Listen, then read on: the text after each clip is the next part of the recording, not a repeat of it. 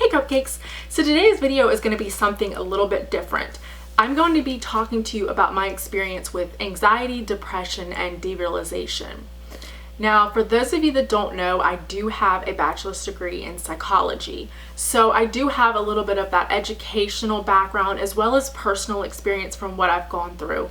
So I really wanted to make this video so that I could help people out there who are going through something similar, so you can have somebody to talk to that can relate to you, but also really truly understands a lot of what these conditions are and the symptoms and causes and things like that. Now, I'm not a doctor. I didn't go to medical school. I don't have a doctorate. I only have a bachelor's, but I do have a lot of knowledge on it as far as book-wise and from personal experience. So I think those combined, I think I'll be a really great person to help you guys out. I have wanted to make this video for quite a while, but it is kind of a difficult video to make, but I thought right now would be the perfect time because we're going into the holiday season, and that's when people's depression really seems to flare up. The depression rate, the suicide rate, and all that is really high during the holidays. So I really wanted to get this video out here right now for those of you that are struggling. This video is probably going to be kind of long because I have a lot of information to cover, and I want to give you my whole story and everything that happened. I'm going to try not to make it too long though. Okay, so let's just go ahead and get into it. I started having depression and anxiety when I was in high school. That's when I really started to notice it. It wasn't caused by any specific event. Some people have depression and anxiety that's just more of a chemical imbalance, and some people have it because of a particular traumatic event that's happened that's caused it. Now with my depression and anxiety, there was no actual event that caused it, but with my derealization, there was a lot that led up to that, and there was reasonings behind that. Now, a lot of you probably have never even heard of derealization, have no idea what it is, so I will get into that and explain it to you. And those of you that are suffering from derealization, I really hope this video helps you because there's not a lot of people that understand it or know what it is, so it can be very difficult to go through. My depression and anxiety is not very severe. It's more of kind of a middle ground. It's not manic. It's not really bad. I don't suffer from panic attacks or anything like that. I do get anxious. I do get where my hands get kind of sweaty and shaky, and I do get when I get very emotional and I have a lot of anxiety, I do tend to get a lot of kind of like red splotchy areas through here. Like on my wedding day, I was so anxious. I had it like all the way up. I was just like I was so stressed out. But I am kind of able to, since I've been dealing with it for so long, I am able to kind of tune into it and help prevent it from really affecting my life to where I can't function. I did go several years without being on any medication, and that's because me and my husband were trying to have a baby. Those of you that have watched my multiple miscarriage story, which I will link that down below, but it was about 4 years that we were trying to have a baby, and I wasn't taking any medication because I didn't want to take it while I was pregnant. And it's not good to go on and off of those medications like every couple weeks or every couple months, because that can really, screw with you. So dealing with a very difficult thing to deal with on top of having depression and not being on medication, I've kind of learned to deal with it a little bit better. But, I am on medication now because I have had my son, and it has helped. But like I said, it's not super severe. It never was super severe. But as far as the derealization, now that, for those of you that don't know, it's basically you feel almost like, it's really hard to explain. It's almost like you're kind of in a dream. You know how when you have a dream, it feels really real, but you can kind of tell that it's not really real, that it is a dream. It almost feels like that, but in real life. I know it kind of sounds crazy, but it's really difficult to explain to people who have never experienced it. Another thing that it almost feels like is you almost feel like you're high. If you've ever taken like too many pain pills where you kind of feel a little out of it. Not high as in the sense like you feel so good and like, you know, that type of high, but high as in the fact like you're not really tuned in reality, like you almost feel in a cloud or not really 100% there. It's kind of like that feeling. So after I had my son, I was really under a lot of stress. Now, like I mentioned before, I did have a lot of miscarriages when I was trying to have my son. I actually had 5 of them, which you can go, you know, listen to my whole story about that. But after I had him, and even while I was pregnant, I was very, very scared of something happening to him. And then once he was born, you would think that it would kind of go away because I finally had him, but I still felt really, really scared because I almost felt like I was never going to have a baby. And then when I had him, it was a fear of losing him. The other reason that I was really stressed out about something happening to him was I had a sister that passed away when she was 4 months old. She died of SIDS, which is sudden infant death syndrome, which is basically when a baby who's usually 6 months and under, that's normally when it happens, but they would definitely be under a year old in order for it to be considered SIDS. The 2 to 4 month range is when it's really the most common, but it's basically when the baby dies and there's no reason. Like the doctors can't figure out any type of cause of the death. Now this was way before I was born, so I didn't actually experience this happening, but just the fact that I knew how real it was and how it hit home, I was really, really scared of something happening to him. So my anxiety was really bad. Like I hadn't started getting on my anxiety medicine yet because I had just had him. But just the anxiety itself that I had mixed with all the fear that I was going through, my anxiety was really bad. Like every time he would take a nap, I would go check on him constantly, make sure he was still breathing, make sure he was okay. Like it was just a very constant fear that I had.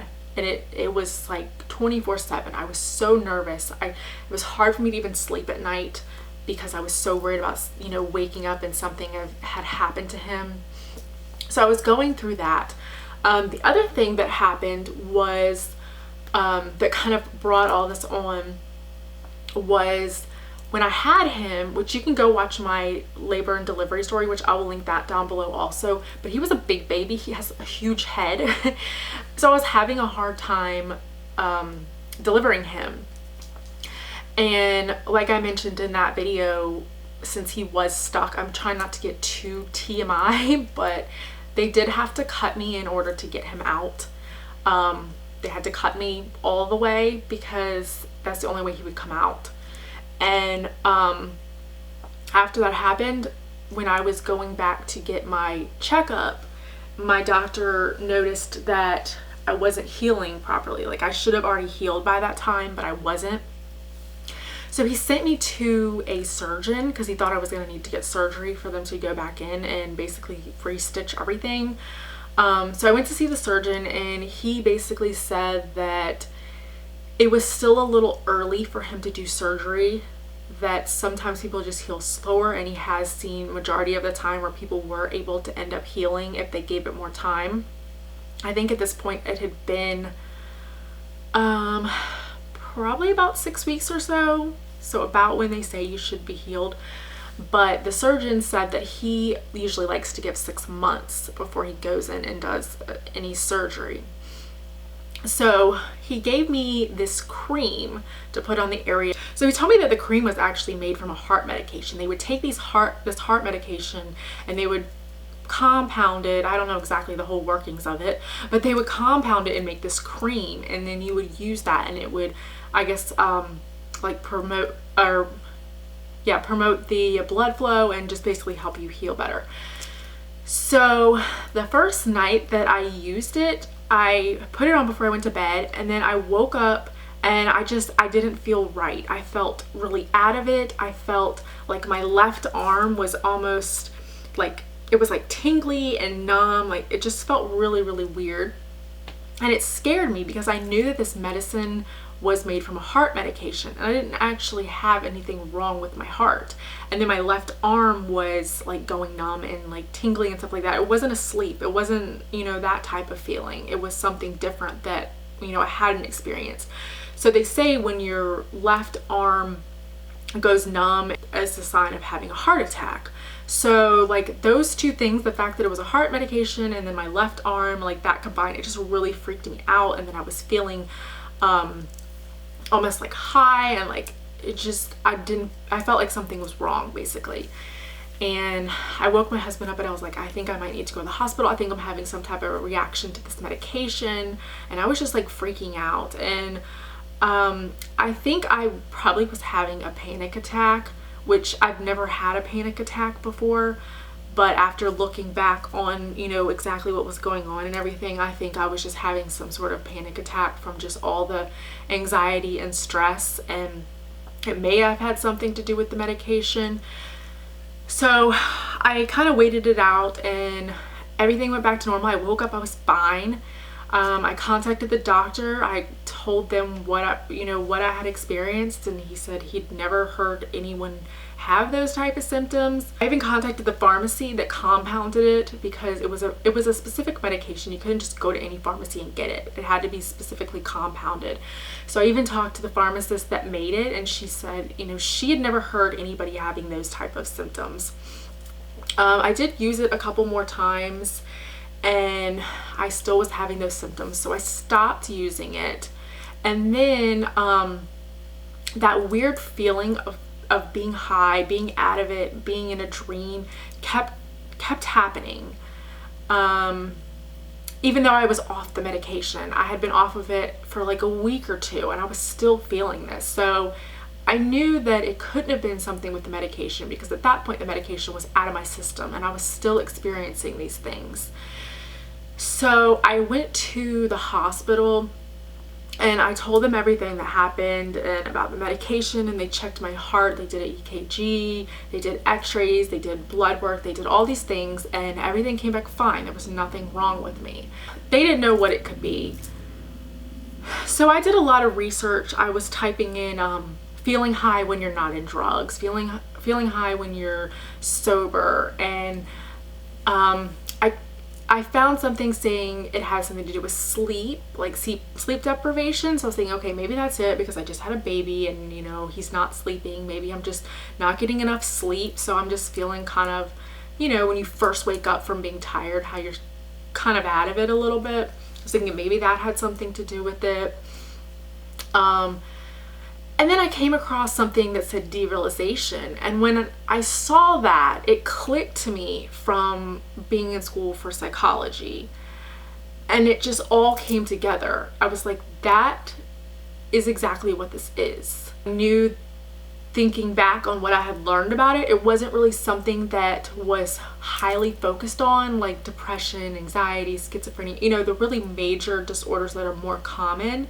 It was something that, since it's not really so common, when you're just on a bachelor's level, they're not going to get super in depth. They're just kind of breeze past it and just mention it.